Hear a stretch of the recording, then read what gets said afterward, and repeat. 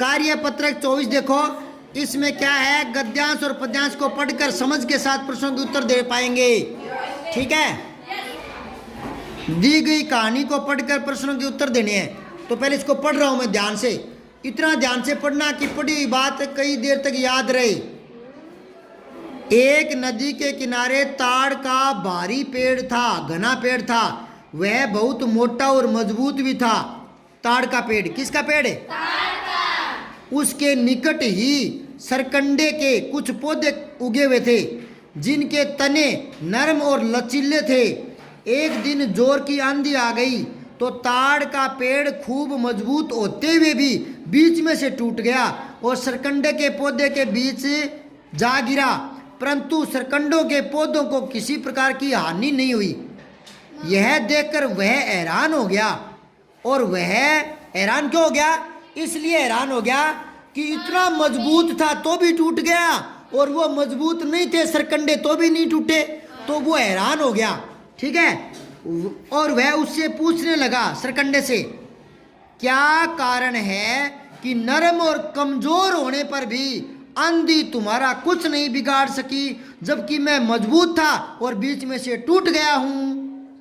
तो ताड़ भाई, वो बोला, ताड़ भाई आप अपनी शक्ति की अकड़ में झुके नहीं तो टूट गए, परंतु हमने नरम होने के कारण झुकना सीख लिया, स्वीकार कर लिया, तो हम सुरक्षित रह गए।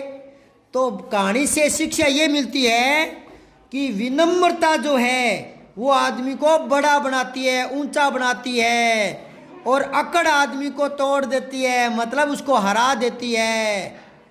जो आदमी अकड़ता है वो हारता है, जो विनम्र होता है वो जीतता है। समझ में आई? अब इसमें से आपको उत्तर लिखने हैं। नदी के किनारे किसका पेड़ था? चौथे में गुड का निशान लगाओ। ताड़ के निकट कौन से पौधे उगे थे? सरकंडे। ताड़ के पेड़ की विशेषता क्या है? मजबूत था वो, फिर भी टूट गया। किसके कारण? अकड़ के कारण। नरम और कमजोर होने पर भी आंधी सरकंडों का कुछ नहीं बिगाड़ पाई। क्यों? क्योंकि वो लचीले होने के कारण झुक गए। लचीला होने के कारण झुक गया था, इसलिए वो टूटा नहीं। ठीक है, अगर अकड़ रखता तो वो टूट जाता। आंधी ने ताड़ के पेड़ को क्या नुकसान पहुंचाया? बीच में से तोड़ दिया। क्या? हाँ, बीच में से तोड़ दिया। अब देखो, सरकंडे के पौधों की विशेषता बताइए। सरकंडे की विशेषता क्या होती है? एक तो लचीला होता है और तना नरम होता है। तना नरम होता है तथा सरकंडा क्या होता है? लचीला। क्या होता है? लचीला होता है। ठीक है, अब आओ 25 से। कार्य पत्रक 25 में क्या करना है? मैं आपको प्रार्थना पत्र बता चुका हूँ, पिछले साल भी बताया था। प्रार्थना पत्र लिखने का मॉडल जो है, नमूना जो है, वो ऐसे होता है। देख लो दोबारा से, क्या कह रहे हैं सुनो।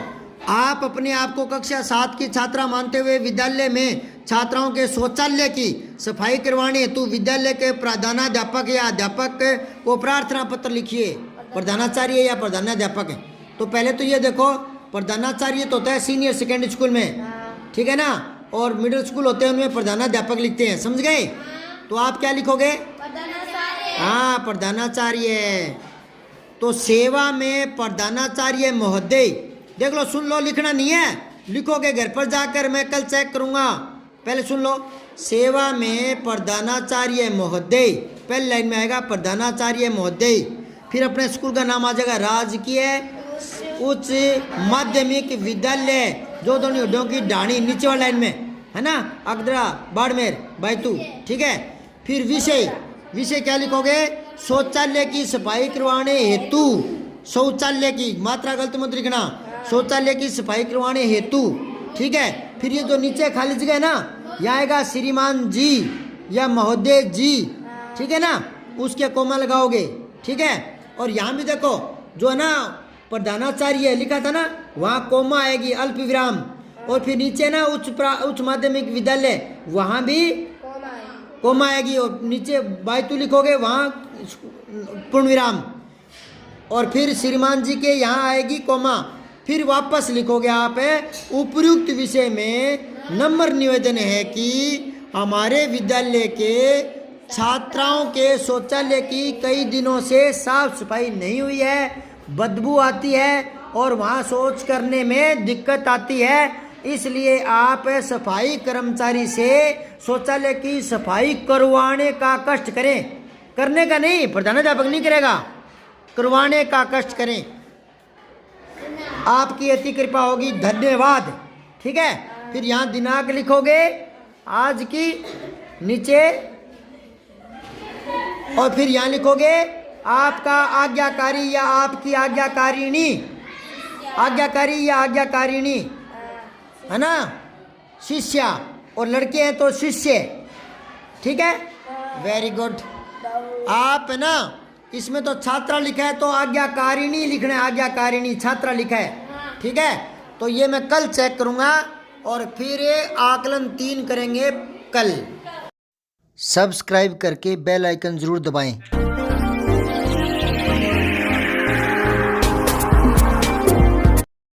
जय हिंद, विजय हिंदी।